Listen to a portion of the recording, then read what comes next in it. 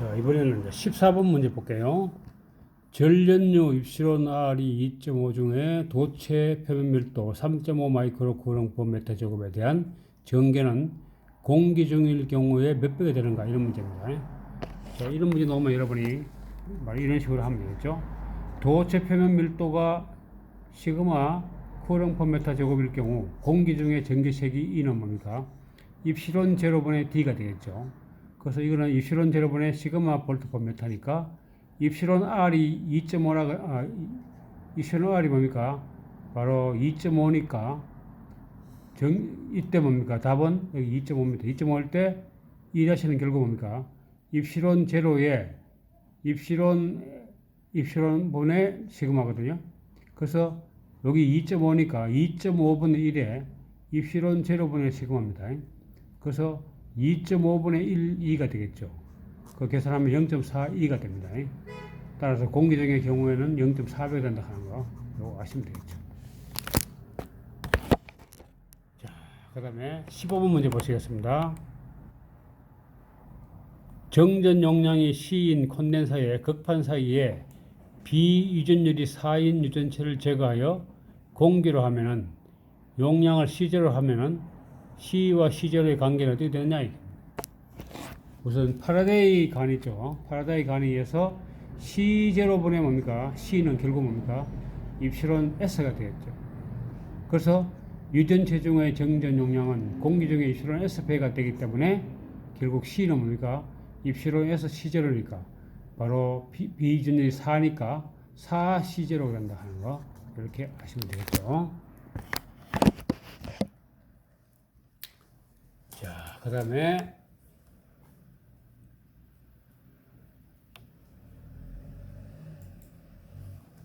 16번 문제 보시겠습니다.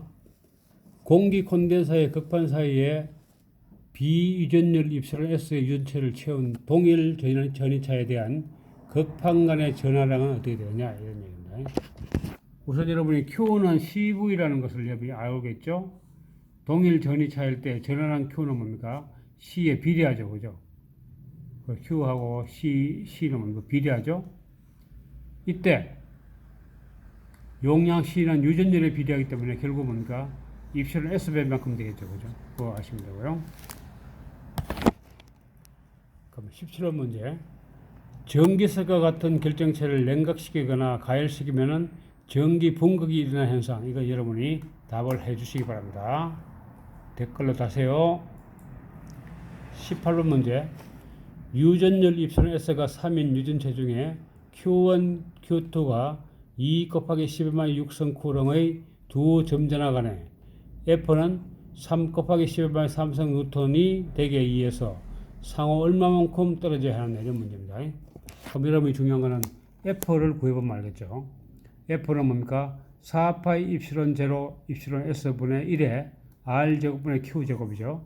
그래서 4파이 입시론 제로분의 1이 9 곱하기 11 구성이니까 9 곱하기 11 구성 곱하기 입시론 S가 3이라고 했으니까 3분의 1에 R 제곱분의 2 곱하기 Q 값이 2 곱하기 10만 6성이니까 2 곱하기 10만 6성의 제곱이 되겠죠.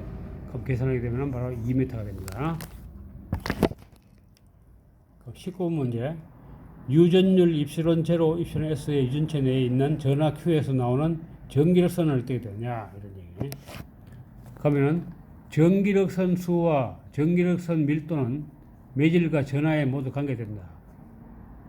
따라서 전개에 관한 가우스 정리에서 인테그럴 E DS는 입시론분의 Q, 입시론 제로 입시론 S분의 Q이기 때문에 전기력선은 결국 뭡니까? 입시론 제로 입시론 S분의 Q가 계가 된다 하는 거, 이걸 그대로 암기하시기 바랍니다. 자, 그 다음 20번 문제 보시겠습니다. 정전 용량이 20 마이크로페럿인 팽판 충전지에 0.01 쿠롱의 전하량을 충전 시 두 팽판 간에 비유전율 10인 유전체를 채울 경우에 유전체 표면에 발생하는 분극 전하량, 공식 여러분이 이용해가지고 답을 한번 내보시기 바랍니다. 우선 분극의 세기는 뭡니까? 단위 면적당 발생하는 분극 전하량이 되겠죠. 따라서 P는 결국 뭡니까? S분의 QP니까 입시론 제로 입실론 S 빼기 1 E 쿨럼 퍼 메타 제곱이 되겠죠. 팽판 콘덴서 내부의 전개 E는 뭡니까? D분의 V고 V는 C분의 Q고 C는 뭡니까? D분의 입실론 S가 되죠. 따라서 여기 전개 대입하게 되면은 QP는 결국 뭐가 되겠습니까? P 곱하기 S가 되겠죠. 그래서 P가 입실론 제로 입실론 S 빼기 1의 D분의 V 이것이 결국 뭡니까? 입실론 제로 입실론 S 빼기 1의 D 입실론 S분의 DSQ가 되겠죠. 여기 대입하게 되면은 입실론분의 입실론 제로 입실론 S 빼기 1Q는 입실론 S분의 입실론 S 빼기 1Q 따라서 1 빼기 입실론 S분의 1Q는 바로 0.009가 되겠죠. 계산해 보세요.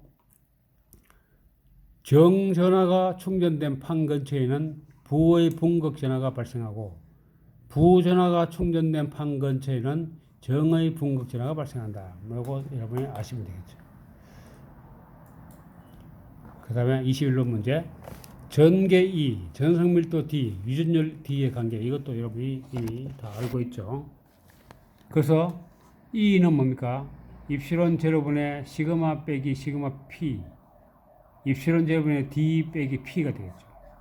D는 입실론 제로 E 빼기 E 플러스 P가 됩니다. 쿨럼 퍼 메타 제곱. 분극 세기는 결국 뭡니까? P는 D 빼기 입실론 제로 E니까 입실론 제로 입실론 S의 E 빼기 입실론 제로 E가 됩니다. 그래서 입실론 제로의 입실론 S 빼기 1 E가 되니까 이 공식 그대로 암기해놨어요. 이거 그대로 암기하시면 바로 답이 됩니다. 자, 22번 문제. 팽판 공기 콘덴서의 양극판 사이에 비유전율이 입실론 S인 유전체를 넣을 경우에 틀린 것은 이런 거냐. 우선 분극의 세기, 분극도 분극 전화 밀도는 유전체를 채울 때 P는 뭡니까?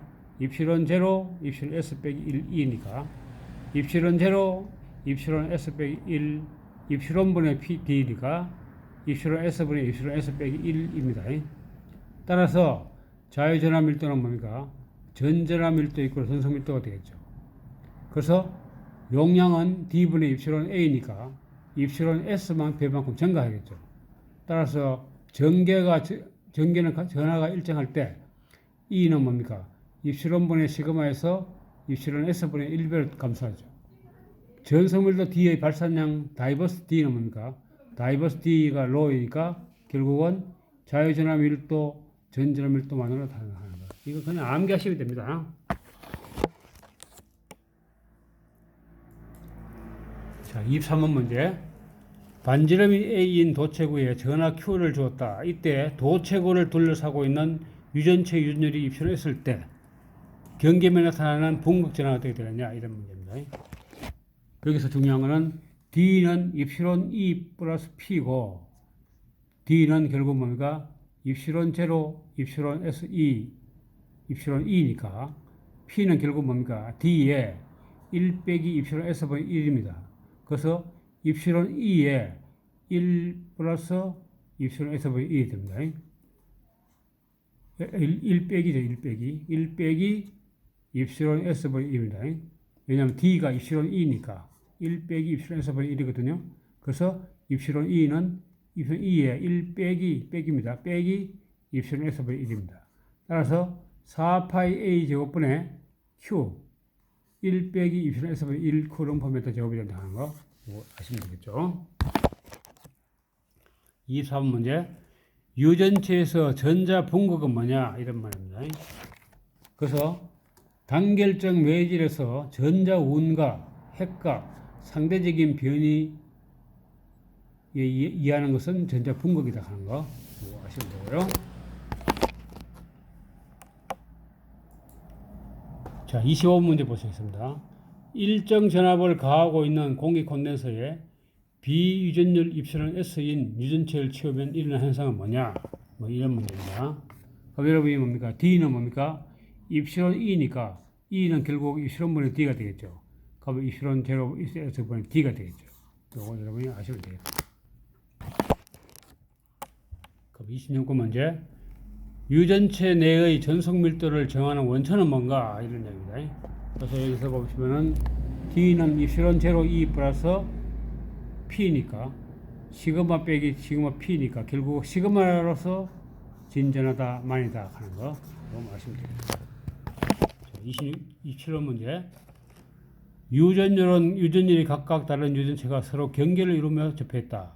옳지 않는 것은 조건은 이 경계면에서는 진전화가 없다. 여러분 아까 경계면 많이 공부했죠? 여러분 댓글로 답을 한번 달아보세요. 그럼 28번 문제도 마찬가지입니다.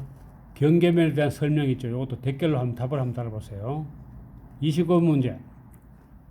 자학에서 자아의 색이 줄 웨버 포메타 제곱은 유전체에서의 어느 것과 같은 의미를 가지고 있는가? 이런 문제입니다.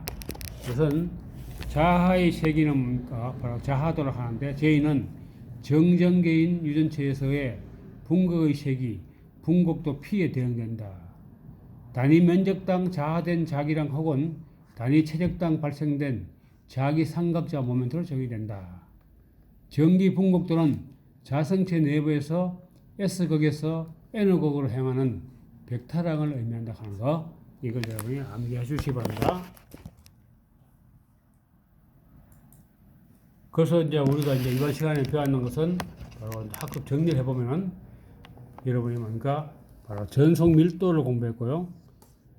그 다음에 유전체 중에 도체계 에너지, 콜렁 법칙, 콘덴사 용량, 정전 에너지, 도체 표면에 작용하는 힘, 유전체에 작용하는 힘, 경계면에서의 경계 조건 이런 것을 공부했죠. 감사합니다.